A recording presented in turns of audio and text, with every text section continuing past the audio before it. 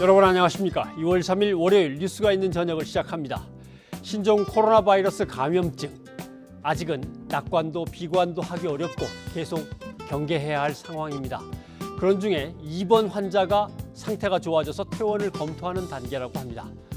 지금까지 환자가 완치된 사례는 중국의 420명을 비롯해 태국 7, 호주 2, 일본, 베트남, 네팔, 스리랑카 등에서 1명씩 보고되어 있습니다. 뚫렸다, 무방비다, 참사다 이런 과장된 말로 불안을 증폭시키는 대신 지금은 차분히 긴장을 풀지 말고 저마다의 할 일을 해야 할 때입니다. 막아낼 수 있는 방역 시스템을 우리는 갖췄고 또 치료할 능력이 우리에게는 있습니다. 뉴스가 있는 저녁, 이 시간은 FM 94.5 YTN 라디오와 동시에 방송하고 있습니다. 첫 소식입니다. 내일부터 중국 후베이성을 다녀온 모든 외국인은 입국이 금지됩니다. 또 중국에서 들어오는 사람은 누구나 별도의 전용 입국장을 거쳐야 합니다. 김민성 기자가 보도합니다. 중국에서만 매일 최소 10,000명 이상이 입국하는 인천국제공항. 4일 0시부터 중국에서 들어오는 모든 내외국인은 새로 설치된 전용 입국장을 통과해야 합니다. 동시에 국내 거주지에 연락처를 제출하고 현장에서 연락이 닿은 경우에만 입국이 허용됩니다. 입국 절차가 까다로워지는 만큼 군 인력 등이 추가로 투입되고 별도로 통신 회선도 설치됩니다. 대기 시간이 길어질 수밖에 없지만 공항 이용객들의 반응은 대체로 긍정적입니다. 비상 시기라서 지금 이렇게 한국 이렇게 지금 한더더 제 입장에서는 뭐 아무 문제 없습니다. 제가 보니까 다른 중국 사람들도 다 이해를 합니다. 최근 2주 이내에 중국 후베이성을 방문한 모든 외국인도 입국할 수 없게 됐습니다. 우선 중국인은 후베이성이 발급한 여권을 소지하거나 우한 총영사관에서 발급한 비자를 소지한 경우 입국이 제한됩니다. 중국인을 제외한 외국인은 항공권 발권 과정이나 입국 때 일일이 후베이성 체류 여부를 물어보고 허위로 진술하면 강제 퇴거할 계획입니다. 국내에서 첫 확진 환자가 나오고 13일 만에 발표된 입국 금지 결정에 아쉬움을 나타내는 시민들도 있었습니다. 좀 많이 늦었다고 생각을 해요. 왜냐하면 며칠 사이에 그 확진자가 엄청 많이 늘어난 걸 뉴스로 봤기 때문에 좀 더 빨리 했으면 좋지 않았을까라는 아쉬움이 남습니다. 중국 전역으로 신종 코로나가 퍼진 상황에서 더욱 강력한 출입국 정책을 요구하는 목소리도 나오고 있습니다. YTN 김민성입니다. 문재인 대통령은 후베이성 방문 외국인에 대한 입국 제한은 부득이한 조치였다면서 우리 국민의 안전을 최우선으로 해서 선제적으로 총력 대응하라고 강조했습니다. 김용수 기자가 보도합니다. 지난주 세 차례 공개 발언을 통해 신종 코로나 바이러스에 대한 강력 대응을 주문한 문재인 대통령이 청와대 참모회의에서 다시 총력 대응을 강조했습니다. 상황은 이제 시작일 수도 있고 언제 종식될지 알 수도 없다면서 지금이 중대 고비라고 말했습니다. 지금이 중요한 고비라는 인식하에 비상한 각오로 임해 나갈 것입니다. 위기 경보는 아직 현재의 경계 단계를 유지하되 실제 대응은 심각 단계에 준해 선제적으로 대응해 나가겠습니다. 정세균 국무총리의 지휘 아래 지역 확산을 차단하는 강력한 조치로 2차, 3차 감염을 차단할 것을 강조했습니다.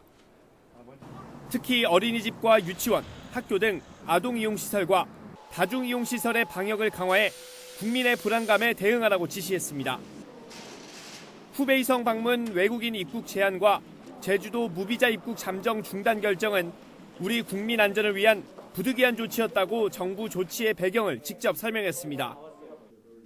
중국은 우리의 최대 교역국이고 이웃 국가로서 지원도 아끼지 말아야 하지만 우리 국민을 보호하기 위해 출입국 관리를 엄격하게 통제할 수밖에 없었다는 겁니다. 우리 경제에 큰 부담이 생길 것으로 예상되지만 경제보다는 국민 안전을 우선해 두는 자세로 임해주기 바랍니다. 문 대통령은 또 격리 조치나 치료를 위해 희생하는 의료진이나 피해가 큰 자영업, 관광업 등에 대한 꼼꼼한 지원도 당부했습니다. 교민 수송에 애쓴 우한 총영사관에는 전화를 걸어 국민 모두 감동했다고 격려했습니다. 경제보다 안전이 우선이라는 문 대통령의 발언은 정부가 중국 눈치 보느라 필요한 조치를 못한다는 야당의 비판에 대해 국민 안전을 최우선에 두고 있다는 점을 명확히 한 것으로 해석됩니다. YTN 김영수입니다. 신종 코로나 바이러스 감염 사태에 대해서 여야는 강력 대응과 차분한 기조 유지로 태도가 나뉘고 있습니다. 자유한국당은 신종 코로나 바이러스 감염증 확산을 막기 위해서 중국에서 들어오는 모든 외국인에 대해 입국을 금지시키자고 요구했습니다. 반면에 민주당은 고위 당정청 협의를 통해서 예비비 편성을 포함한 대책 마련에 나서겠다고 밝혔습니다. 최민기 기자가 보도합니다. 중국 후베이성에서 들어오는 외국인 입국을 제한하자는 정부 조치 발표 이후 자유한국당은 더 강하게 나가야 한다고 정부를 압박했습니다. 중국 전체에서 들어오는 외국인 모두를 입국 금지해야 한다는 주장입니다. 앞서 중국인 입국 금지를 요구한 데 이어 이번에 외국인인 만큼 결국 우리나라 사람들을 제외한 모두를 입국 금지하자는 겁니다. 그러면서 정부의 초동 대처는 이미 실패로 규정했습니다. 중국인의 국내 입국을 금지하자는 국민청원 서명 숫자가 65만 명을 넘었습니다. 이것이 민심입니다. 국내에서 마스크 구입이 어려운 만큼 외국인들의 국외 반출을 막자고 주장하기도 했습니다. 공식적으로 확인되지 않았는데도 우리나라에 온 외국인들이 마스크를 해외로 가져나가는 걸 막아야 한다고 황교안 대표가 직접 나서 강조했습니다. 중국에 갖다 준 300만 개 마스크에 이어서 중국인 관광객 마스크 싹쓸이 그리고 해외 반출에 우리 국민은 분개하고 있습니다. 한국당이 이처럼 강경 발언을 쏟아내는 건 인터넷을 중심으로 커지는 반중 감정과 무관하지 않은 것으로 판단됩니다. 여당으로서 총선에 불똥이 튈까 노심초사하는 민주당은 비교적 차분한 대응을 요구하고 있습니다. 고위 당정청 협의를 열어 거시적 대책 마련과 함께 서민경제 지원 방안을 모색한다고 강조했습니다. 자영업이나 그다음에 소상공인 또는 수출 또 그다음에 뭐 관광업, 숙박 이런 등등이 경제 피해가 우려되기 때문에 선거사무소 개소식을 연기하고 유권자와의 접촉을 제한하자고 건의하면서 사태 수습에 중점을 두고 있지만 여러 차례 요구한 한국당과의 최고위급 대화는 실현될 기미가 보이지 않고 있습니다. 악수 등 접촉하는 선거운동 방식을 피하고 특히 개소식 등 사람이 많이 모이는 행사를 수년하도록 하는 등 방역 우선 선거운동을 한국당은 계속해서 강경 대응을 주장하지만 민주당은 차분한 기조를 요구할 수밖에 없는 상황입니다. 여야 모두 갈수록 총선에 미칠 영향에 촉각을 곤두세우고 있습니다. YTN 최민기입니다. 이처럼 정부가 신종 코로나 바이러스 확산을 막기 위해서 대책을 강구하고 있는데 얼마나 실효성이 있는 건지 또 다른 대책은 추구할 게 없는 건지 좀 살펴보도록 하겠습니다. 대한감염학회의 미디어소통위원회 김태형 위원장을 전화로 연결해 놓고 있습니다. 안녕하십니까? 네, 안녕하십니까? 김태형입니다. 내일부터 후베이성 방문했던 외국인은 입국이 금지된다라고 이제 발표를 했는데 그거 갖고 되겠냐? 좀 과하다 싶을 정도로 선제 조치를 하려면 중국을 통해서 들어오는 외국인은 다 막아버리는 게 낫지 않냐? 어떻게 보십니까? 네, 좀 정부에서 한 정책이 좀 아쉬운 점은 있습니다. 네. 사실은 이제 저희가 그냥 학회에서 봤을 때 저희 입장은 후베이성 외에도 이제 감염자들이 중국의 기타 지역에서 한 40% 이상은 발생하고 있기 때문에 네. 사실상 방역을 하는 입장에서는 어느 지역에서 온 환자분들이라 하더라도 저희가 똑같이 대응을 해야 되는 입장인 거거든요. 그래서 조금은 반드시 중국인이고 한국인을 떠나서 그쪽 지역에서 유입되는 인구들을 좀 실효적으로 줄여주는 게 저희가 기대하는 정책이거든요. 그래서 만약에 이 정책만으로도 이제 실제적으로 입국자의 숫자가 줄어든다면 도움이 되겠지만 조금 더 위험 지역을 좀 더 확대해서 중국 전역이 됐든 아니면 위험 지역을 좀 더 확대했든 이런 정책을 해주셨으면 좋았겠다라는 그런 아쉬움이 좀 있습니다. 네. 거의 다 후베이성에서 오는 사람들이 감염자가 있거나 확진자가 있다고 한다면 모르지만 후베이성 외 지역도 상당 부분 차지하기 때문에 어차피 마찬가지 아니겠는가 하는 말씀이겠군요. 예. 네, 그렇습니다. 그러니까 아직까지는 주로 후베이성 중심으로 확진자들이 나왔었지만 말씀드린 것처럼 그런 의심 환자를 봐야 되는 의료진의 입장에서는 똑같이 대응을 하고 똑같은 위협을 무릅쓰고 진료를 해야 되는 거거든요. 그러니까 이것이 어느 나라 사람이든지 간에 우리나라 국민도 마찬가지입니다. 이제 그쪽 지역에서 오시는 분들이 증상이 있을 때는 상당히 의료진들이 어떤 강도 높은 그런 방어를 하면서 이제 환자분한테 접근을 해야 되는 상황인 거거든요. 그런 어떤 역학적인 그런 우리의 역량이 좀 소진되지 않을까 이런 걸 걱정하는 것입니다. 네. 중국인들이 무비자로 많이 들어가게 되는지 제주도에 대한 우려의 소리가 특히 높습니다. 제주도 무비자 입국 금지 조치를 좀 진작에 했어야 됐던 거 아니냐. 아무래도 또 섬으로 되어 있기 때문에 내륙에서 그쪽으로 지원을 한다거나 조치하는 것도 늦어질 수가 있으니까 제주도는 좀 먼저 선제적으로 했으면 이것도 먼저 하는 게 나을 뻔했습니까? 예, 이거는 뭐 사실은 의사들이 결정할 수 있는 문제는 아닌 것 같고요. 예. 방금 말씀드린 것처럼 정부가 어떤 정책을 해서 우리가 우리 의료진들이 실효적으로 위험 환자분들의 유입을 좀 줄일 수 있는 방안으로 해주신다면 그것이 이제 필요한 것이 될 것이고요. 정확히 뭐 제주도에 입국하는 사람들이 무비자 때문에 많아지신 건지 뭐 이런 것들에 대해서는 사실 저희가 어떤 입장을 드릴 수 있는 입장은 되지 않습니다. 다만 말씀드린 것처럼 실효적인 위험 지역으로부터 유입되는 인구가 주는 게 매우 중요하다 이런 것을 거듭 강조드리겠습니다. 네. 이제 확진자와 접촉한 걸 밀접 접촉이다 아니면 일상적인 접촉이다를 구분하지 않고 다 똑같이 관리하기로 했고 1대1 담당자를 지정해서 한다고 하는데 이런 조치가 실제 가능합니까? 예, 뭐 사실은 이제 환자가 늘어날 때는 분명히 이제 이러한 역량이 소진될 가능성이 있고요. 그렇지만 이제 접촉자를 일상 접촉자를 구별하지 않고 이제 동선을 그리겠다는 거의 의미는 예. 이제 정부에서도 언급했다듯이 이제 무증상 감염 전파 가능성 때문에 그런 건데요. 그것이 이제 오죽하면 그렇게 얘기를 했겠냐마는 사실은 무증상자라든지 증상이 가벼운 사람들이 전염을 시킬 수 있는 가능성은 매우 낮습니다. 거의 없다고 보셔도 되는데요. 그렇지만 잠재적으로 그분들이 역학조사의 어려움 때문에 구별이 안 돼서 그런 건데요. 예. 그러니까 밀접 접촉자하고 일상 접촉자가 역학조사 과정에서 정확히 파악이 안 될 가능성이 있습니다. 그러니까 본인도 정확히 기억을 못 하시기 때문에 예. 결국은 모든 입국자들이 어느 기간 동안은 어느 시점에서 증상 발현자로 돼서 전파 가능성이 있는지를 우리가 알기가 어렵기 때문에 예. 그런 역학조사의 어려움 때문에 나온 얘기라고 할 수 있겠습니다. 그러니까 결국은 모든 입국자들은 증상이 발현할 때까지 또는 발현하는 시점에서 2주 동안 어떤 여러 가지 사회적인 활동을 좀 자제하고 있어달라라는 그런 주문으로 보이고요. 예. 그다음에 그 시기에 있는 사람들을 좀 이렇게 구분하지 않고, 좀 WHO에서는 증상 발현하기 하루 전부터도 감염 전파 가능성을 두고 봐야 된다라고 보고 있거든요. 예. 그러니까 아마 그런 좀 여러 가지 의학적인 근거와 또 역학조사의 현실적인 어려움을 반영한 그런 정책이 아닐까라고 생각하고 있습니다. 결국은 시민들이 좀 협조를 해야 되겠군요. 자기 자신이 이미 중국에 다녀왔다고 생각이 되신다면 한 14일간에 걸쳐서는 좀 스스로 외출도 자제하고 또는 후베이성 근처를 다녀왔다 그러면 아예 자가 격리를 스스로 들어가는 것도 필요하겠습니다. 네, 그래서 조금 더 강도 높게 중국 전역을 갔다 오신 분들이 저희 학회도 이제 그걸 요구한 건데요. 예. 중국 전국을 여행 갔다 오신 분들은 자가격리 형태로 좀 자제하는 것이 필요하고, 예. 요 시기에 증상이 없는 사람들이 병이 걸릴 걸 우려해서 병원에 올 필요는 없는 겁니다. 왜냐하면 가능성은 매우 낮고, 다만 이제 그 시기에 전파 가능성이 있으니까 이제 활동을 자제함으로써 노출되는 기회를 좀 줄여보자 이런 의도로 이제 모든 격리자에 대해서 자가격리를 권고한 것이라고 봅니다. 네.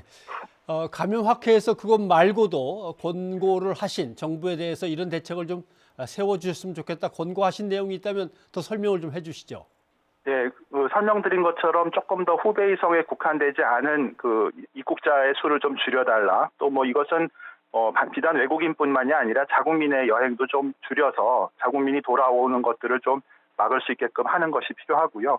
그 다음에 이제 콜센터나 보건소의 어떤 위험군에 대한 관리 기능을 좀 더 강화해 주셔야 됩니다. 그러니까 지금도 이미 상당히 피로에 시달리고 계신 걸로 알고 있지만, 이게 메르스 때도 마찬가지지만은 단순 증상이 없는 환자분들이라든지 접촉자들에 대한 관리가 보건소에서 충분히 이루어지지 않으면 예. 이런 분들이 이제 증상이 의심되거나 불안해서 이제 선별진료소로 오게 되는데, 큰 병원의 선별진료소라는 곳은 이제 소독을 하고 모든 우리가 레벨 D 장비라는 걸 입고 진료를 해야 되기 때문에 한 사람을 보면은 뭐 길게는 한 2시간까지도 소독을 하고 다음 환자를 보고 이렇게 해야 됩니다. 그러니까 상당히 의료기관에서는 선별 기능을 해서 진료를 하는 게 어려움이 있는데, 예. 이제 가벼운 증상이나 뭐 이제 증상이 없는 분들이 보건소나 콜센터에서 충분한 안내를 못 받으셔서 병원으로 유입되게 되면은 상당히 저희가 어려움을 겪게 됩니다. 그렇기 때문에 예. 조금 더 현재보다 더 많은 투자를 보건소에 해줘야 된다는 것이고요. 그다음에 또 하나 중요한 게 메르스 때 약속했던 이제 중앙감염병 전문병원. 예. 사실 이거는 이제 여러 가지 감염 관리가 개선이 되었지만 정부에서 조금 더 이런 일이 5년 만에 또 올 줄 알았겠습니까? 근데 오고야 말았거든요. 그러니까 사실은 그 의심되는 환자를 시시각각 이제 편리하게 격리하고 또 확진자들을 치료할 수 있는 어떤 감염병 전문 병원이 반드시 필요합니다. 네, 알겠습니다. 지금 권고해 주신 5가지 사항, 이건 정부가 충분히 이제 인지를 했을 거라고 생각을 하고요. 메르스 때 얘기도 잠깐 하셨는데 어떻습니까? 그 이후에 지금 방역 시스템이 좀 더 체계화됐을 거라고는 봅니다만은 지금 작동하고 있는 방역 체계나 감시 체제는 이 정도면은 지구촌 전체에서 나름대로 꽤나 괜찮은 편에 속하는 건지 아니면 특히 대한민국이라는 특성 때문에 이런 게 더 필요하다 권고하실 사항이 있으십니까? 일단은 우리가 2015년도보다는 굉장히 그 발전을 했다고 봐야 됩니다. 왜냐하면 첫 번째 환자부터 뚫려서 병원에서 확산되는 거를 막았거든요. 그러니까 어떻게 보면은 그 이후에 여러 가지 그 우리의 그 방역 시스템이라든지 이런 것들이 강화된 것 덕분에 말씀드린 것처럼 그 첫 번째 환자를 비교적 빨리 진단을 했고 그래서 이제 신속한 대응을 했다는 점에서는 역시 우리가 세계적인 수준을 봤을 때 우리가 뒤지는 건 아닌 것 같고요. 그렇지만 이제 주로 그래서 많이 바뀐 부분들이 민에 관련된 부분이었습니다. 여러 가지 시설 투자와 인력을 충원하는 것들을 여러 가지 규정을 강화했었기 때문에 모든 병원들이 의무적으로 이제 교육을 강화하고 시설을 강화하고 병원의 스크린 시설 뭐 이런 것들이 다 생겼지 않습니까? 네. 그리고 이제 감염관리 전담 인력도 확충됐고 이런 많은 변화가 민간 병원에서 있었는데 조금 아쉬운 거는 아까 말씀드렸던 국가에서 중앙 어떤 감염병 전문 병원이라든지 이런 건 아직 삽질도 못했다는 게 좀 아쉬움으로 남고요. 그리고 메르스 때는 그래도 약 180명 정도의 우리나라 내에서 생겼던 그 환자에 대한 대응이었지만 지금은 사실은 우리가 어떻게 대응을 하더라도 이제 진원지인 그 국가에서 뭐 17,000명이 넘어가는 환자들이 계속 발생하고 있기 때문에 결국은 우리가 적당히 그 선진적인 시스템을 갖췄다 하더라도 그러니까 중국에서의 통제가 잘 되어주는 것이 그쪽의 통제가 잘 되어주는 것이 우리가 빨리 이 문제로부터 극복되는 길이 될 거라고 생각하고 있습니다. 네, 김태형 위원장님 오늘 시간 내주셔서 고맙습니다. 네, 감사합니다. 신종 코로나 바이러스 확진 환자 가운데 한 명이 상태가 좋아져 퇴원을 검토하는 것으로 알려졌습니다. 하루 사이 추가 확진자 발생도 없었습니다. 유재복 기자입니다. 지난달 24일 두 번째로 확진 판정을 받은 환자의 상태가 부쩍 좋아졌습니다. 폐렴 증상도 거의 사라졌고 몸속 바이러스 검사에서도 음성 판정을 받았습니다. 보건당국은 현재 항바이러스제 투여를 중단하고 상태를 관찰하는 단계라고 밝혔습니다. 사실상 퇴원을 검토하고 있다는 것입니다. 임상적인 증상이 호전이 되고 그리고 24시간 간격으로 PCR 검사를 해서 2번 음성이면 퇴원하는 걸로 현재 기준은 되어 있습니다. 보건당국은 기준을 충족하더라도 전문가의 의견을 듣고 퇴원을 결정할 방침입니다. 그래서 퇴원까지는 시간이 좀 더 걸릴 것으로 보입니다. 증상도 그렇고 또 검사에서도 이 바이러스가 사라진 걸 2번 확인하고 퇴원을 하기 때문에 사회 복귀에는 문제가 없다고 판단을 합니다. 하루 사이 새 환자 발생 소식은 없었습니다.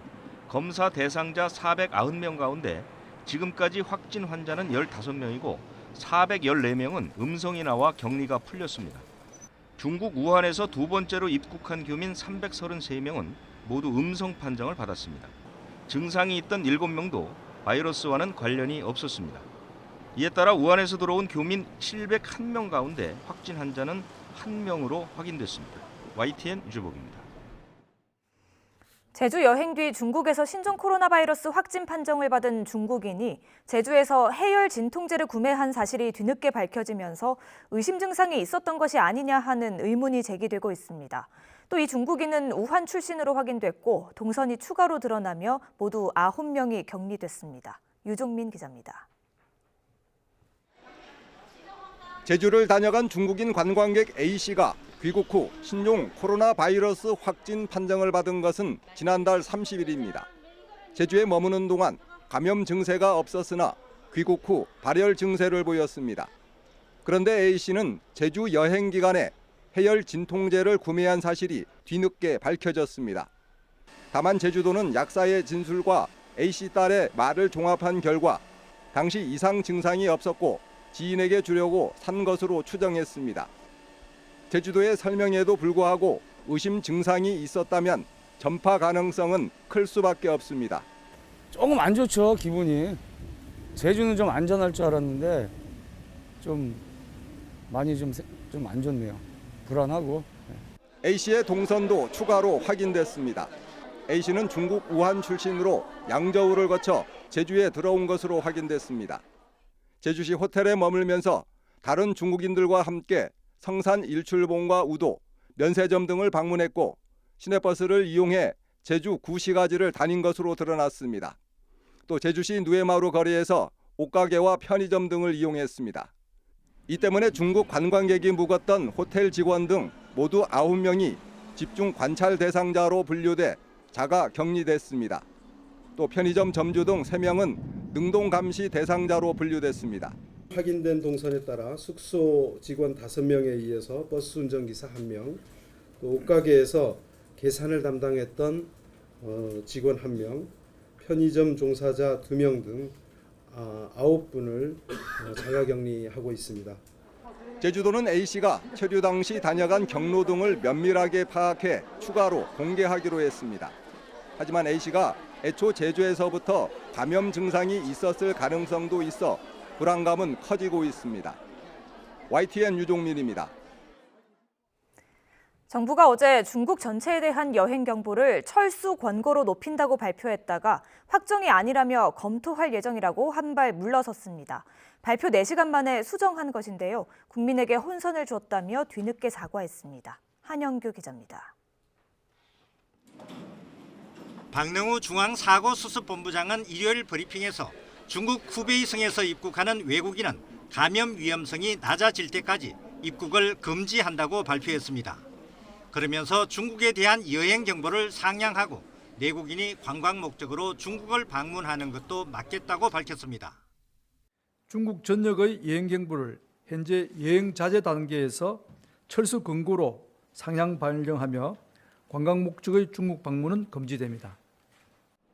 발표 장소에는 강경화 외교부 장관도 있었지만 정부는 발표 4시간 만에 확정된 게 아니고 검토할 예정이라고 수정했습니다. 김강립 부본부장은 당초 이러한 방향을 포함해 논의했지만 현실적 적용 가능성을 검토해 수정했다며 혼선을 준 데 대해 사과했습니다. 위험도에 따라서 적용 여부를 지역별로 검토하겠다라는 것이 됐는데 그 부분이 미처 최종 저희들 문안에서 수정되지 못한 상태로 나간 점에 대해서 사과를 드리고요. 중국 후베이성으로부터 입국 금지를 한 조치에 대해서도 효과를 놓고 논란이 계속되고 있습니다. 정부는 역대 가장 강력한 조치를 취했다고 밝혔지만 이미 후베이성으로부터 오는 항공편이 중단된 상태이기 때문에 효과가 제한적이라는 평가가 많습니다. 정부는 현재 취해진 입국 제한 조치의 완벽한 시행에 중점을 두고 추가로 지역을 확대할지는 질병의 진행 양상을 보면서 검토하겠다고 밝혔습니다. YTN 한윤규입니다. 계속해서 고려대 의대 환경의학연구소의 박기수 교수를 모시고 자세한 얘기를 더 나눠보겠습니다. 어서 오십시오. 네, 안녕하십니까. 메르스 사태 당시에는 보건복지부에서 중책을 맡고 계셨었죠. 부대변인을 아마 맡으셨던 거죠. 네, 당시에 그랬습니다. 그때 애 많이 쓰셨는데 아마 그때의 경험들을 이제 되살려서 지금도 뭔가 많은 것들을 갖다 이야기해주고 계신데 우선 2차로 귀국한 우리 교민 333명을 검사한 결과는 다 음성으로 나왔다고 다행스러운 소식이 전해졌습니다. 이게 음성으로 나왔으면 이제부터 우한에서 온 이 사람들은 어떤 조치에 들어갑니까? 우선 이제 이 신종 코로나 바이러스가 잠복기가 이제 다른 사스나 메르스와 같이 14일 동안입니다. 그래서 그 격리 시설에서 14일 동안 이제 지내시게 되는데요. 그냥 이제 있을 수는 없으니까 보통 이제 중간에 열도 날 수도 있고 기침이 날 수도 있으니까 하루에 2번 정도 발열 검사를 해서 모니터링 하고요. 아마도 뭐 큰 문제 없으면은 14일 동안 문제가 없으면 이제 체크를 해서 결국에는 이제 귀가를 하는 걸로 그렇게 되겠습니다. 좀 이게 사실 잘 몰라서 오는 두려움이긴 한데 정말 14일이면 충분한 건가? 혹시 좀 거기 푹 계셔야 되는 거 아닌가? 이런 걱정할 때가 있거든요. 네, 이제 그 결과가 이제 PCR 검사라는 걸 통해서 바이러스가 있는지 이거가 너무 양이 작기 때문에 증폭을 시킵니다. 있으면 있는 게 증폭되도록. 그래서 이제 폴리머라이즈 체인 리액션이라고 해서 연쇄 반응을 통해서 막 증폭을 시켜서 디텍터에 넣으면 검사기에 넣으면 바이러스가 이제 뭐 100개 이상 나오면 이제 양성으로 표시가 되는데 예. 2번, 이게 한 번은 이제 오차가 있을 수 있습니다. 왜냐하면 건강한 사람도 바이러스가 줄어들거나 왔다 갔을 때 면역 체계 문제도 그래서 24시간 내에 2번을 해서 모두 음성이 나오면은 이제 그걸로 해서 이제 퇴원을 하게 되는데요. 예. 아마도 그 이 지금 진천과 계신 그 우리 교민들이 예. 이 우리 국내의 어떤 선진국도 많이 느끼셨을 거고 그리고 이제 끝난 다음에도 바로 이렇게 활동하시지는 않고 본인과 가족의 어떤 건강을 위해서 예. 굉장히 주의를 할 것 같습니다. 그래서 예. 원래 결과도 좋은데다가 나가면서 자기 주의를 했기 때문에 전혀 걱정하지 마시고 일단, 따뜻하게 예. 받아주시면 될 것 같습니다. 당국에서 이 정도면 안심해도 되겠다라는 판정이 나온다는 것은 안심할 수 있는 거군요. 네, 그렇습니다. 예, 알겠습니다. 제일 걱정했던 2차 감염 또 이제 3차 감염 얘기까지 나와서 지금까지 3차 감염은 어떤 방식으로 이루어진 걸로 보십니까? 지금 그 나온 게 3번 환자, 3번 환자가 예. 6번 환자에게 6번 환자에게 감염을 시켰고 6번 환자가 자기 이제 가족들 10번과 11월 아들과 부인에게 이제 감염이 된 케이스가 있고요. 예. 또 일본에서 확진돼서 12번 환자라고 있는데 이분이 12번, 14번 이제 아내에게 했는데 예. 이게 보시면 알겠지만 지금 가족입니다. 가족. 예. 가족이라는 거는 어쨌든 간에 같은 공간에서 밀폐된 공간에서 공간을 사용하고 그다음에 이제 기침이나 이런 걸 하게 되면 비말이 돼서 상대방 그 가족한테 이 호흡기를 통해서 들어갈 수도 있고요. 또 물건을 같이 쓰게 되기 때문에 네. 비말이 물건에 묻으면 그 묻은 물건을 또 손과 해서 호흡기로 또 들어갈 여지가 있기 때문에 아마도 이런 접촉을 통해서 감염된 걸로 현재 추정이 됩니다. 네. 그러면 통상 이렇게 식사를 같이 하게 되면 뭐 얘기하다 보면 이제 입에서 뭔가 조금 분비물이 튀기도 하고 네. 하는 것도 혹시 이게 찌개국 같은 거 같이 떠먹고 하는 것도 문제가 됩니까? 네, 그래서 오늘 그 아마도 그런 뭐 논란도 있었고 예, 예. 한데 우선적으로 이게 저희가 이걸 좀 명확히 알아야 될 것 중에 하나가 예. 각각의 바이러스는 자기가 좋아하는 경로가 있습니다. 예. 그러니까 예를 들면은 이제 겨울철이니까 노로 바이러스라고 있거든요. 노로바이러스, 식중독도 예. 있고 이거는 소화기를 좋아해서 콜레라와 같이 위장을 통해서 설사를 일으키면서 바이러스가 전파되는 경우요. 예. 그다음 우리 가을철에 보면 찌찌가무시라고 이런 게 찌찌가무시, 있는데 예, 예. 이런 거나 그다음에 일본 내염 같은 모기를 통해서 일본 내염, 말라리아가 전파되는 이렇게 매개체가 있고요.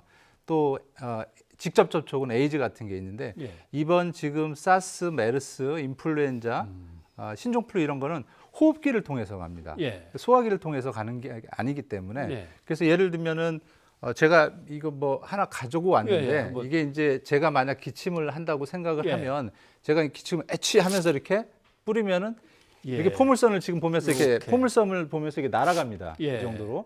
그래서 날아가서 안착을 하게 되고 여기에 이제 물건을 묻힌다는 거죠. 그래서 예. 그렇게 통해서 감염되는 것이지 찌개에 있는 음식물을 먹어서 특히 예. 이 현재 바이러스는 김치찌개나 이런 건 굉장히 뜨겁지 않습니까? 설렁탕도 뜨거운 거에는 그냥 아예 사멸하게 돼 있습니다. 아. 그리고 안 뜨겁더라도 이런 이제 바닥 같은 데 이렇게 있으면 예. 통상적으로 그냥 놔두면 24시간이면 스스로 옮길 수가 있는 상황이 아닙니다. 그리고 특히 이런 딱딱한 바닥 같은 경우는 24시간이고 천 같은 휴지나 이런 거는 예, 예. 특히 휴지는 15분 정도면은 바이러스가 자기 기능을 잃습니다. 아, 그래서 입으로 그래서 소매로 예. 그래서 예. 회의석상에서 마스크를 쓸 수가 없기 때문에 얘기하다가 기침이 나올 수도 있고 그럴 때는 이렇게 옷소매에다 대고 해서 여기 놔도 소독을 안 해도 그냥 자연적으로 되는 거고요. 그렇기 때문에 큰 문제를 특히 요즘에 이제 얘기 나오는 것 중에 영화관에서 식당에서 했다고 하면 예.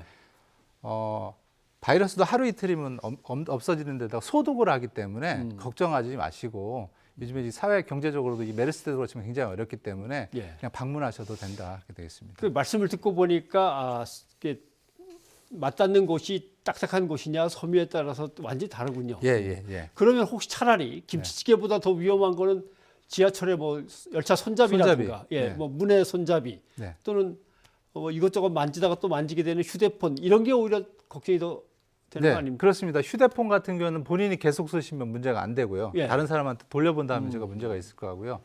어떤 분들이 이 얘기를 했습니다. 엘리베이터 그 버튼을 예. 이렇게 눌러서 다른 사람이 눌러서 감염이 되지 않을까 그런 얘기도 하는데 예.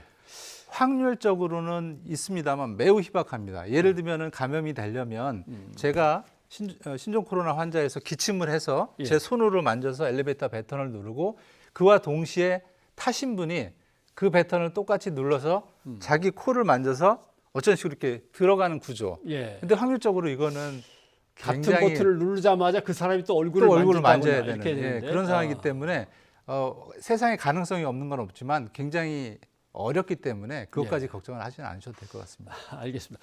화장실에도 뭔가 이렇게 물을 내릴 때 비말이 생기기 때문에 뚜껑을 꼭 닫자라고 하는데 화장실은 어느 정도 위험하다고 보십니까? 그러니까 화장실에서 환자가 기침을 많이 해서 아까 제가 보여드린 것처럼 분말이 형성이 돼서 바로 호흡을 하거나 아니면 만지면은 문제가 되지만 다른 게 이렇게 묻어 있는 게 뚜껑을 안 닫았다고 해서 이 바이러스가 올라오는 상황은 아니기 때문에 근데 사실 화장실은 평소에도 냄새가 날 수도 있기 때문에 그냥 닫아 두시는 게 좋을 것 같습니다. 혹시 오늘 갑자기 그런 얘기가 나오는데 이 만지는 돈, 화폐, 특히 지폐 문제 이거는 더 위험한 거 아니냐 그런데 이거는 뭐 본래 문제가 되는 거죠, 전염병에서는? 예. 만약에 다른 감염병도 지폐에 묻어서 옮긴다면 똑같이 옮길 것인데 제가 아까 설명을 했지만 이 바이러스 같은 경우는 딱딱한 표면이 가장 오래 살고요. 그 다음에 이 천 같은 사실 종이도 아주 새 돈이면 모르겠지만 이렇게 물컹물컹하기 때문에 바이러스가 묻은 사람이 일부러 그걸 묻혀서 하지 않는 한 그렇기 때문에 큰 문제 없이 돈 많으면 좋은 거 아니겠습니까? 오히려 그래서 잘 사용하셔도 될 것 같습니다.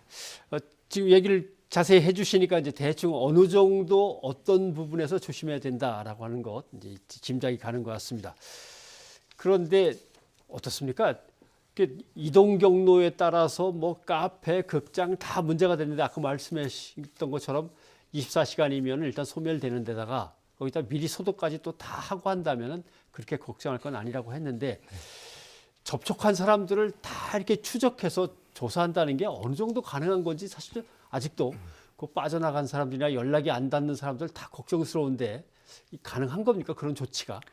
그래서 우선 굉장히 어렵고요. 제가 이제 복지부 부대변인 입장에서도 약간 좀 얘기하고 할 수도 있을 것 같은데 첫 번째로 환자나 이런 분이 들어오게 되면 검역에서 일단 거치게 됩니다. 항구에서 아니면 공항에서 우리 이제 들어오시다 보면 이 열감지기가 있고 본인이 쓰게 돼 있는데 근데 거기서 이게 맹점이 증상이 나타나는 사람은 걸릴 수 있지만 없는 사람은 본인도 모르고 말짱하다 통과를 하게 됩니다. 그래서 이제 언론에서 구멍이다 하는데 첫 번째 이게 스크린의 선별 작용이지 구멍이라고 표현하는 건 좀 적절치 않은 것 같고요. 그래서 이제 들어와서 의심 환자에서 확진이 돼서 이제 역학조사관이 이제 출동을 합니다. 그러면 이제 역학조사관이 우리 아나운서 국장님이 이제 제가 질문을 하면 그 어디서 머무르셨습니까? 하면 어떤 분들은 첫 번째로 본인이 머문 곳이나 간 곳을 사실대로 얘기를 하지 않습니다. 여러 가지 이유로 개인적인 사정상. 두 번째로는 본인이 기억을 못 하십니다. 5일 전에 점심 때 어디서 뭘 드셨습니까? 그러면 기억 안 나죠. 기억이 안 납니다. 그래서 회상에 대한 기억에 대한 바이어스가 존재를 하기 때문에 거기서부터 첫 번째 사실관계가 달라질 수 있고 그래서 이제 이번에 메르스 때 2015년에 발견된 게 CCTV 경찰청에서 주장하는 거, 핸드폰 추적, 택시카드 이런 것들을 동원을 해서 시줄과 날출을 맞춰서 이제 하게 됩니다. 그러다 보니까 시간도 늦어지고 이거는 지금 개인의 한 사람에 대한 거지 다시 또 밀접 접촉자가 누구인지는 본인 스스로도 안 만났다고 할 수도 있는 거고 기억도 안 나고 그래서 결국에는 촘촘히 하려다 보면 노력은 하지만 실제적으로는 굉장히 어려운 상태가 돼서 그래서 이제 지금처럼 이 정보 공개가 중요하다는 게 역학조사관도 모르는 일을 CGV 극장에서 환자가 5시간 동안 있었습니다 하면 그때 갔던 분들이 자기가 알기 때문에 본인도 조심하고 가족들한테도 나 저기 오늘부터 좀 기다려야 돼 이거 위험한 것 같아 라고 해서 국민 스스로가 참여를 통해서 방어를 할 수 있기 때문에 그게 굉장히 중요한 거라고 하겠습니다. 알겠습니다. 그런데 확진 환자 중에 이제 4명이 공통적으로 방문했던 곳이 나왔습니다. 그러니까 우한시에 있는 국제 패션센터 한국관 이렇게 나왔는데 더 플레이스라는 한국관이다 이렇게 나왔는데 이곳에서 혹시 광범위하게 감염이 발생했을 가능성도 있는 건가요? 이게 충분히 가능한 얘기인 게 우선 기본적으로 지금 4분이 그 중국의 넓은 땅덩어리에서 물론 후베이로 좁혀졌지만 다시 우한에서 특정 지역에 이제 한국인들이 많이 가는 거겠지만 공통되기로 역학조사의 기본적인 게 공통점을 찾는 일입니다. 그래서 현재로서 지금 환자 15분 중에 중국에 안 갔다 오신 분 6분 빼고 9분 중에 4명이 갔다 왔다는 건 굉장히 뭔가 발원지로서 문제가 있다는 거고요.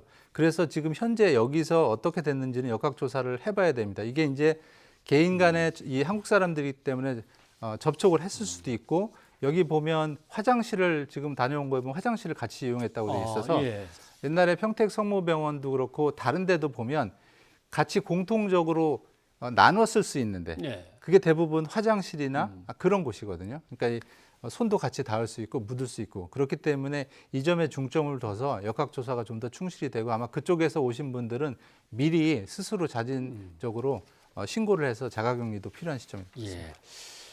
제일 처음부터 논란이 됐던 증상이 생기기 전, 아까는 하루 전쯤부터라고 하는 얘기도 잠깐 나왔습니다만, 무증상으로 감염이 되는 사례가 있느냐 없느냐에 아직도 논란이 거듭되고 있어서, 뭐 이쪽 걸 들으면 있다 그러고 저쪽 걸 들으면 아직은 확인 전혀 안 된 거라고 하고 있는데, 이걸 어떻게 판단해야 될 것 같습니까? 이게 이제 두 가지인데요. 맞고도 틀린다고 볼 수 있는 게 현재 상황에서는 뭐냐면, 첫 번째로는 독일의 사례에서도 그렇고 NEJM이라는 국제 학술지에서도 감염에 돼서 증상이 나타나기 전에 다른 사람과 만났는데 그 다른 사람이 감염이 된 게 이제 확인이 됐습니다. 그러면 증상이 발현되기 전에 했다는 건 맞다고도 할 수 있는데, 다만 이 사람이 증상이 나타나는지에 대해서는 아까도 말씀드렸지만 기억에 의존해야 되는 상황이어서 어떤 건강한 사람들은 자신이 증상이 없다고 생각할 수도 있고, 뭐 2, 3일 전에 났는지 하루 전에 났는지 기억이 좀 잘 안 된단 말이죠. 그래서 이런 어떤 오차의 관계가 있기 때문에 지금 근데 현재로서는 증상이 나타나기 전에 했다고 할 가능성이 지금 높아지는 추세였기 때문에 그거를 미리 아니라고 할 수는 없이 그거를 염두에 두고 역학적 방역을 치는 게 굉장히 중요한 문제라고, 사실 그래서 까다로운 문제입니다. 네, 알겠습니다. 시청자들께서 뭐 이것저것 질문을 주시는데 2427님은 상당히 애매한 질문 주셨습니다. 아까 뜨거운 물은 뭐 금방 사멸한다고 얘기하셨는데 수영장 물의 온도는 뭐 그런 게 아니기 때문에 수영장은 상관이 없었겠습니까? 수영장 물이 뭐 아주 뜨겁지도 않고 차갑지도 않죠. 요즘도 겨울철이니까. 근데 또 환자가 있어야 됩니다. 첫 번째는 환자가 수영장에서 재치기 기침을 엄청 해야 되고요. 근데 물이 굉장히 많습니다. 그리고 본인이 그거를 만져서 전 수영장 물을 눈에 다 만지거나 입에 만지는 상황이 많지는 않을 것 같아서요. 기본적으로 가능성은 매우 희박한 상황이라고 생각을 하고요. 만약에도 본인이 건강 염려증이 굉장히 있으시면 수영장을 잠깐 안 가시는 게 본인한테 가장 도움이 될 것 같습니다. 저는 가겠습니다. 네. 목 아래로만 잠겨 놓으시고 좀 편안하게 놓으시다가 오시고, 뭐 헤엄을 치거나 눈이나 이런 귀 이런 데로 입으로 물이 안 들어가게 조심을 하시면 되겠는데, 아무튼 교수님은 가시겠다고 하니까 알겠습니다. 2427님, 수영장은 그렇게까지 걱정할 곳은 아니라고 판단이 됩니다. 오늘 도움 말씀 고맙습니다. 네, 감사합니다. 중국은 신종 코로나 바이러스와 전쟁을 치르느라 초긴장 상태인데요. 이런 가운데 훈훈한 이야기와 가슴 아픈 사연들도 생겨나고 있습니다. 베이징에서 강성웅 특파원이 전해드립니다. 신종 코로나 바이러스의 진원지 후베이성과 인접한 안후이성의 한 파출소 앞입니다. 젊은 남성이 성큼성큼 들어오더니 파출소 근무자 앞에 물건을 놓고 황급히 나갑니다. 남성이 두고 간 것은 마스크 500장. 인사를 할 틈도 없이 나가버린 의인에게 경찰은 거수경례로 감사를 표시합니다. 获得的这种行为啊，让我们民警，尤其是我们那个一线基层民警感到很暖心。他的现在正是抗击疫情的非常时期。 봉쇄된 후베이성의 도시에서는 폐렴뿐 아니라 다른 환자들도 고생입니다. 백혈병을 앓고 있는 26살 딸을 데리고 큰 병원으로 가야 하지만 경찰이 막아섰습니다. 没有别的要求，真的没有别的，你就杀了我女儿吧！禁止湖北境内的车辆和人员进入。你就杀了我女儿吧！ 1시간이 넘는 어머니의 울부짖음 끝에 경찰은 특별히 검문소를 통과시켰습니다. 발열 검사를 통해 바이러스 감염자가 아님을 확인까지 한 뒤에야 봉쇄를 빠져나갈 수 있었습니다. 아버지가 확진 판정을 받아 격리되자 혼자 집에 있던 장애 아들이 숨지는 일도 발생했습니다. 춘제 연휴 이전까지만 해도 설마 싶었던 신종 코로나 바이러스가 점점 중국 사람들의 일상을 흔들어 놓고 있습니다. 베이징에서 YTN 강성웅입니다. 미국 정부가 미국행 항공기 탑승객 전원을 대상으로 중국 방문 여부를 확인하기로 하는 등 탑승 절차를 강화했습니다. 필리핀은 중국뿐 아니라 중하권 국가 방문자의 입국도 차단하는 등 각국이 더 강하게 중국발 여행객의 빗장을 걸어 잠그고 있습니다. 김희준 기자입니다. 최근 2주 내 중국을 방문한 외국인의 입국을 차단한 미국. 미국행 비행기에 오르는 탑승객 전원에 대해 14일 이내 중국 방문 여부도 조사하기로 했습니다. 신종 코로나 바이러스 확산을 막기 위해 미 국토안보부가 내놓은 규정입니다. 최근 14일 내에 중국을 여행한 미국인은 지정된 공항을 통해서만 입국해야 합니다. 뉴욕과 시카고, 샌프란시스코 등 8개 공항에 뉴요크, 댈러스 등 3개 공항이 추가됐습니다. 이들 공항 검역에서 증상을 보이지 않으면 최종 목적지로 이동할 수 있지만 최대 14일 동안 자가 격리를 권고받게 됩니다. 이런 가운데 미국 샌프란시스코 인근 등지에서 추가 확진자도 잇따라 발생했습니다. 한편 첫 신종 코로나 사망자가 나온 필리핀은 최근 2주 동안 중국 본토뿐 아니라 중화권을 다녀온 외국인의 입국을 전면 금지했습니다. President Rodrigo Roa Duterte has ordered temporarily banning the entry of any person, regardless of nationality, directly coming from China and its special administrative regions, Hong Kong and Macau. 때문에 마닐라 공항으로 입국하려던 수천 명의 입국이 거부됐다고 현지 언론이 전했습니다. 심상치 않은 신종 코로나 확산세에 중국의 빗장을 걸어 잠그는 각국의 조치가 더욱 강화하고 있습니다. YTN 김유진입니다. 신종 코로나 바이러스 감염증과 관련해서는 걱정도 많지만 가짜 뉴스도 많습니다. 이 시간에는 가짜 뉴스에 대해서 알아보겠습니다. 이현아 기자가 나와 있습니다. 어서 오십시오. 안녕하십니까? 예. 이미 확산돼 버린 가짜 뉴스는 어떤 것들이 있습니까? 네. 일단 현재 코로나 바이러스 관련해서 가짜 뉴스는 모바일 메신저나 SNS 그리고 인터넷 카페 등을 중심으로 이제 집중적으로 유포가 됐는데요. 예. 자세히 살펴보도록 하겠습니다. 그 제주대학교 병원에 확진 환자가 이송됐지만 뉴스에 나오지 않는다 이런 내용 그리고 또 끝에 이제 주의를 당부하는 내용이 있는데요. 지금 저 문자 마치 진짜인 것 같이 내용이 있는데 예. 알고 보면 가짜였습니다. 사실이 아니었고요. 또 다른 뉴스 좀 살펴보겠습니다. 한 포털 사이트 카페에 올라온 글입니다. 창원시가 발주한 광급공사 현장에서 감염자로 의심되는 증상자 3명이 발생했고 그 때문에 공사가 중단됐다라는 내용인데요. 예. 이 글 역시 사실이 아니었습니다. 바이러스 관련한 스미싱도 기승인데요. 예. 스미싱이라 하면은 이제 전자금융 사기 중에 하나인데 문자 메시지와 피싱의 합성어입니다. 관련한 좀 문자 좀 자세히 보면서 설명드리도록 하겠습니다. 지금 저 내용 보시면요. 국내 우한 폐렴 급속도 확산, 감염자 및 접촉자 신분 정보 확인하기. 그래서 지금 저 인터넷 주소를 누르면 마치 저 정보를 확인할 수 있을 것 같은 그런 느낌이 오는 문자죠. 저는 저한테 오면 안 눌러볼 수가 없겠는데요. 그렇죠. 누르면 어떻게 됩니까? 네, 자, 좀 이따가 설명드리겠습니다. 네. 그리고 또 다른 문자 메시지 좀 확인해 보면요. 지금 코로나 전염병 환자 휴게소에서 수많은 사람과 접촉, 그리고 저 휴게소를 확인할 수 있는 마치 저 링크를 클릭하면 그런 인터넷 주소가 있습니다. 예. 네, 그런데 저 두 문자 모두 다 스미싱입니다. 그러니까 아까 지금 앵커께서 질문하셨던 그 해당 인터넷 주소 링크를 누르는 순간요, 내가 가지고 있는 스마트폰은 악성 코드에 감염이 되고요.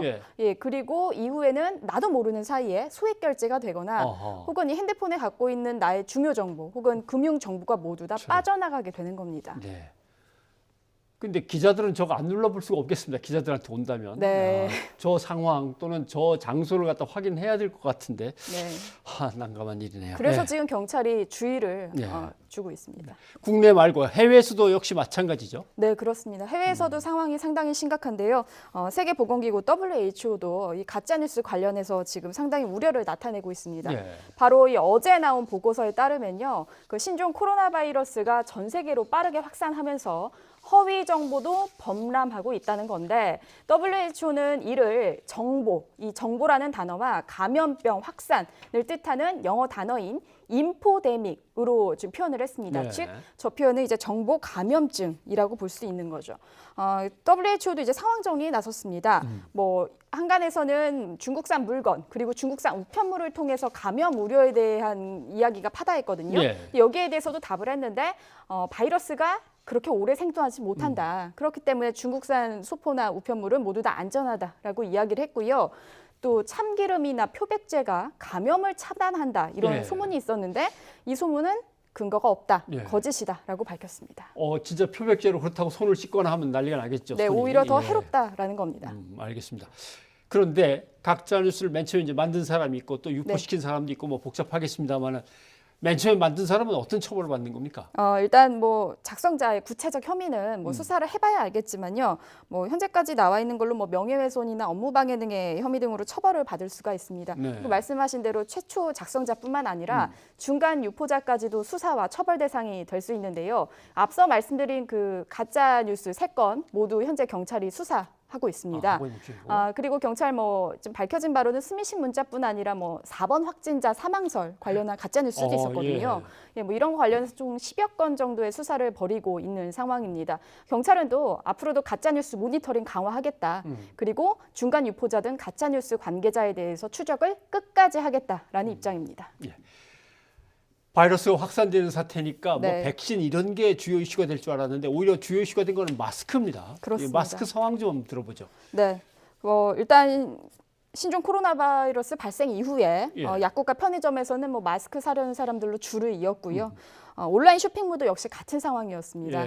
한 온라인 쇼핑몰을 보면요. 최근 6일 동안 마스크 판매량은 전달 대비 373배나 늘었습니다.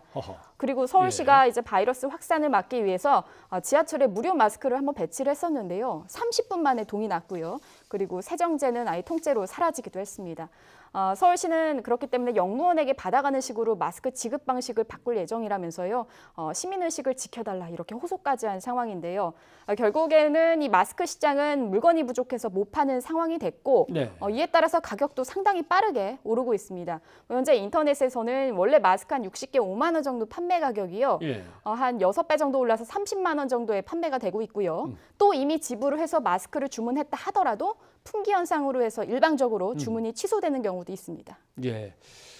마스크를 만들어 출고하는 공장에서는 출고가를 높인 적이 없다고들 다들 하는데 중간에 값이 뛰는 거 보면 역시 사재기를 하는 사람이나 유통상인들의 문제거나 뭐 몇 가지 문제가 있겠죠. 뭐 중국 상인들이 사재기한다 이런 얘기도 있고요. 네, 맞습니다. 사실 이번 사태가 발생을 하면서 국내에서 수요가 크게 증가를 하면서 이런 상황이 벌어진 것도 주요 원인이겠지만요. 말씀하신 대로 중국 상인들이 사재기도 심각하다는 지적입니다. 현재 중국 내 마스크 수요가 공급할 수 있는 수준을 넘어서면서 대응이 불가능한 상황입니다. 이에 따라서 이 중국인들이 국내 물량까지 싹쓸이로 사들인다는 얘기가 나오고 있는데요. 한 마스크 제조업체 관계자의 이야기 직접 들어보시겠습니다.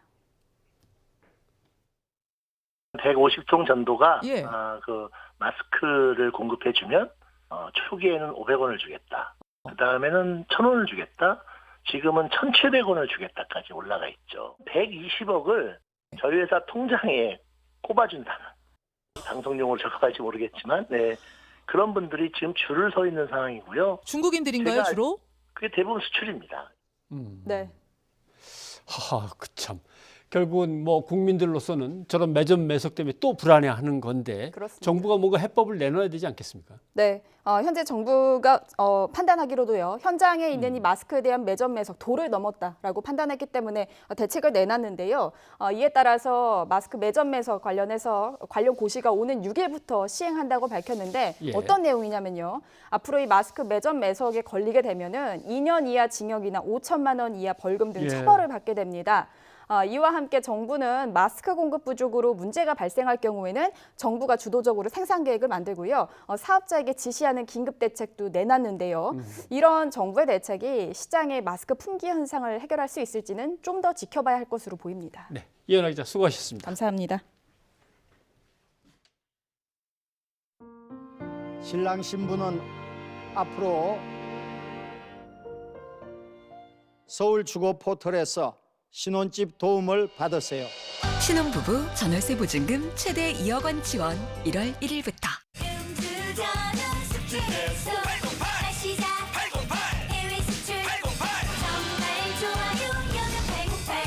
신제품 여명천사.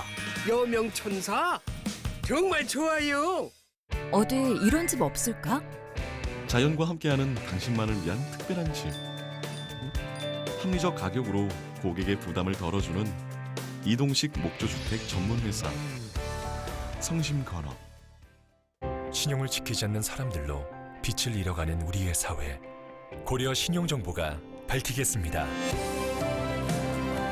당신의 희망찬 미래를 위해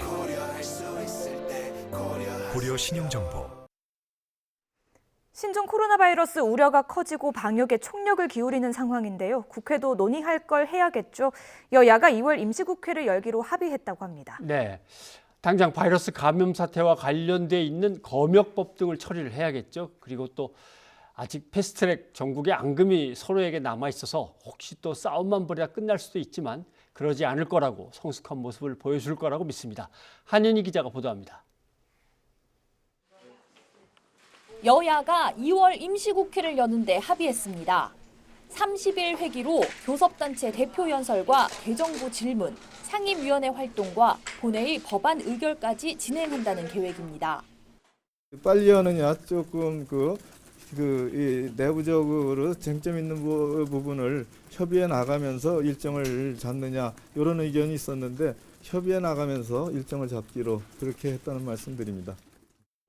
우선 처리 대상은 신종 코로나 바이러스 확산과 밀접하게 관련된 검역법 개정안입니다.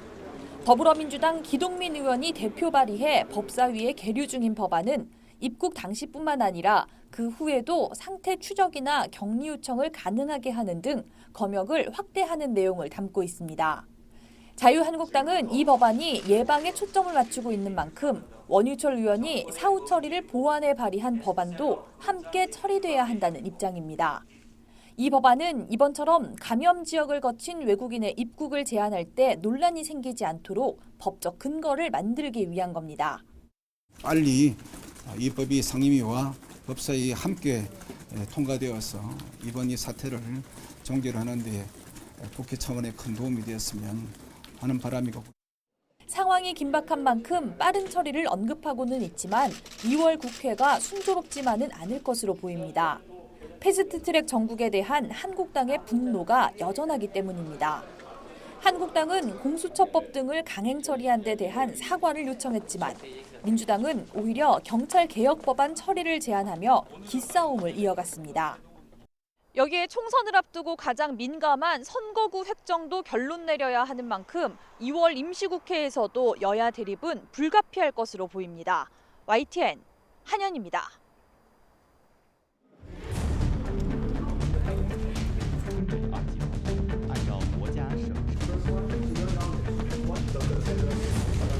I'm declaring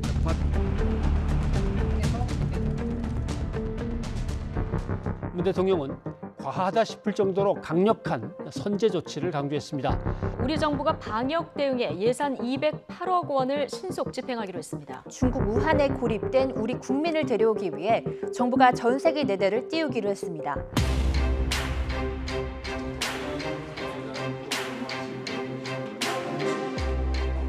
여기서 잠깐. 검역법이란 국내외로 전염병이 퍼지는 것을 방지하기 위해 운송수단과 화물 등에 대한 검역 절차와 예방 조치에 관한 사항을 규정한 법률인데요. 그러나 1954년 제정된 이후 부분적인 개정만 있을 뿐 빠르게 발달하는 운송수단과 유동인구 증가 등 급변하는 검역 환경을 따라가지 못하고 있습니다. 빨리 법이 개정이 돼서 안전하게 좀 불안해하지 않고 지낼 수 있었으면 좋겠어요. 우한 폐렴이 이제 퍼지고 나서부터 조금 검역법에 대해서 좀 알게 되는 관심도 많고 해가지고 근데 이게 너무 좀 구시대의 방식이 아닌가 좀 정부나 뭐 전체적으로 하루빨리 개선을 해가지고 시민들 빨리 안전하게 보호받을 수 있게 좀 했으면 좋겠습니다. 일 터지고 나서 법을 고친다는 게 참 제 생각에는 좀 너무 늦은 대처가 아닌가 생각이 되는데 좀 이런 거는 좀 미리미리 준비하고 좀 방안을 모색해서 좀 미리 준비해뒀으면 어쨌든 더 좀 저기 하지 않았을까 싶네요. 제 생각에는.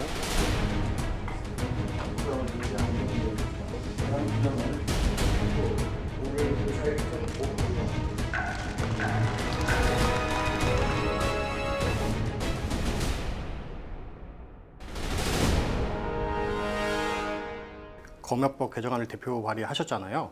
그 개정안을 발의하실 이유가 있으신지. 시대의 환경이 많이 바뀌었어요. 그리고 바이러스 감염병 이런 부분들이 부정기적으로 대규모로 전 세계적인 상황 강타하고 있는 그런 상황이기 때문에 이에 대한 정비가 좀 필요하겠다는 생각을 하고 있었는데 학계하고 토론하는 과정에서 이 1954년도에 제정되었던 검역법 땜빵식으로 계속 땜질은 해왔는데 근본적인 시대 상황의 변화를 담지 못하고 있다 이런 지적들을 들었습니다. 그래서 질병관리본부 관련 학회 한 1년 동안 토론해서요. 작년 10월 말에 발의를 했었고 11월 말에 국회 보건복지위원회 법안심사 소위를 통보를 한 사안인데요. 그 검역법 개정안 그 내용은 구체적으로 어떤 내용들이 좀? 그러니까 시대 상황을 반영했는데요. 거의 뭐 전면 개정안에 가까울 정도의 대폭적인 변화입니다. 예전에는 선박, 물류, 항만 이런 중심이었다면 지금은 완벽하게 항공기, 승객 중심인 거지 않습니까? 2018년 통계를 보면 한 5천만 명에 육박하는 사람들이 지금 출입을 하고 있는 거고요. 나가는 숫자도 상당한 숫자에 이르고 있는 거죠. 이런 시대의 변화, 그 환경의 변화를 적극적으로 좀 담아야 된다고 생각하고요. 그런 과정에서 이제 검역 체계를 조금 더 밀도 있게 하고 예전에 오염 지역과 그 여타의 지역만 이렇게 관리하던 그런 시스템이었으면 지금은 이제 집중 관리 지역들을 선정을 하고 그 중에서 감염병의 전파의 위험성이 있는 이런 지역들 같은 경우는 집중 관리하고 뭐 이런 법안의 내용들이 들어가 있고요. 검역 시스템도 조금 더 세분화시켜내고 엄격하게 절차들을 마련하는 이런 과정들이고요. 그 ICT 기술을 좀 잘 활용을 해서 정보들이 여러 군데 여러 부처에 분산되어 있습니다. 법무부의 출입국 관리 기록이라든지 관세청의 문제라든지 그리고 해양수산부에도 일정한 시스템이 구축되어 있는데 이런 부분들을 함께 통합 관리해서 국민들에게 종합적인 서비스를 해낼 수 있는 그런 의료진들의 어떤 구축들을 또 필요하다라는 차원에서 그렇게 법안 발의를 하게 되었습니다. 여야 간 의견이 전혀 없었어요. 네. 여야가 이견이 없다고 말씀을 해주셨잖아요. 네. 그러면 그 임시국회 이후 이 법안 통과가 어떻게 될지 예상을 좀. 저는 야당 역시 나라와 국민을 걱정하는 마음은 똑같다고 생각합니다. 이견은 있을 수 있겠죠. 그렇지만 이견은 큰 것이 아니라고 생각하고요. 최대한 빠른 시간 내에 법사위를 통과해서 본회의에서 처리하는 것이 국민 여망에 부응하는 길이고 뭐 거기에 여야가 있을 수 있겠습니까? 야당 역시 전폭적으로 동의하고 있기 때문에 빠른 시간 내에 처리될 수 있을 것이라고 저는 낙관하고 있습니다. 예전에도 저희가 이제 사스나 메르스나 이런 바이러스 이런 사태들을 좀 겪었잖아요. 이번 뭐 신종 코로나 사태도 저희가 좀 제도적으로 좀 완비가 됐으면 어땠을까 하는 이제 일각에서는 아쉬워하는 목소리도 나오는데 거기에 대해서는 어떻게? 아쉬움이 있죠. 그리고 다만 과거 사스라든지 메르스의 경험이 축적된 부분들이 지금의 사태를 약간 미숙한 부분들도 있고 준비가 덜 된 부분들도 있지만 정부 당국이 최선을 다해서 방역 대책과 검역 대책을 만들어 나가는데 밑거름이 되었다는 그런 판단들을 하고 있는 거고요. 총체적인 경험들을 가진 집대성한 사람들, 전문가들이 지금 현장에서 야전 사령관 역할들을 하고 있기 때문에 하여튼 최선을 다해서 일하고 있습니다.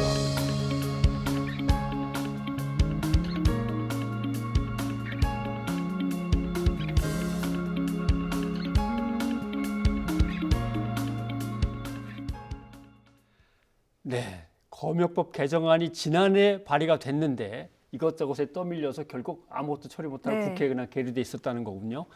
근데 나라와 국민을 걱정 안 하는 건 아닙니다. 정치권이. 근데 다른 계산이나 싸울 게 생기면은 나머지는 다 뒤로 쳐지니까 문제가 되는 거죠. 결국 민생에 대해서 늘 소홀한다는 비판을 받을 수밖에 없는 거죠. 네, 맞습니다. 그래서 이번에 뭐 처리가 될지 저희가 지켜봐야 할 것 같은데요. 이 검역법 개정안 내용에 대해 조금 더 설명을 해드리겠습니다. 앞서 영상에서 보셨듯이요. 이 중점 검역 관리 지역으로 지정되면요. 그 지역에 체류하는 사람은 증상의 유무와 관계없이 입국할 때 일단 건강 상태를 신고해야 하고요. 또 항공기와 선박의 위생 상태는 기존의 서면 조사로 이렇게 이루어졌거든요. 네. 그런데 앞으로는 검역관이 직접 탑승해서 검역하는 방식으로 강화된다고 합니다. 네. 2003년에 사스, 2009년에 신종플루도 있었고, 네. 2015년에 메르스, 다시 2021년에 들어와서 이제 코로나 바이러스. 아마 지금 올라와 있는 이 국회에 관련된 법들도 아마 지금의 코로나 바이러스의 경험을 또 거기에 집어넣어서 새로운 또 개정안이나 보강을 해야 될 걸로 생각이 됩니다. 70년 가까운 세월을 특별히 고치지도 못하고 그때그때 조금씩 손보면서 우리 검역법이 그대로 유지가 되어 왔다니까 참 답답하네요. 이번에는 꼭 국회에서 통과시키고 좀 완벽한 법안을 만들어 놔야겠습니다. 네, 다음 소식 알아보겠습니다. 네, 이제는 멈춰설 시간이 된 것 같다. 부동산 투기 논란 속에서도 총선 출마 의지를 굽히지 않았던 김의겸 전 청와대 대변인이 결국 총선에 나서지 않기로 했습니다. 네, 민주당에서는 여론을 살피며 논란이 되거나 구설수에 오를 불씨들을 서둘러 정리해가는 분위기입니다. 나연수 기자입니다. 문재인 정부의 성공과 군산 경제 발전을 위해 일해보고 싶어 몸부림도 쳐봤지만 이제는 멈춰설 시간이 된 듯하다. 김의겸 전 대변인이 결국 총선 불출마 의사를 밝혔습니다.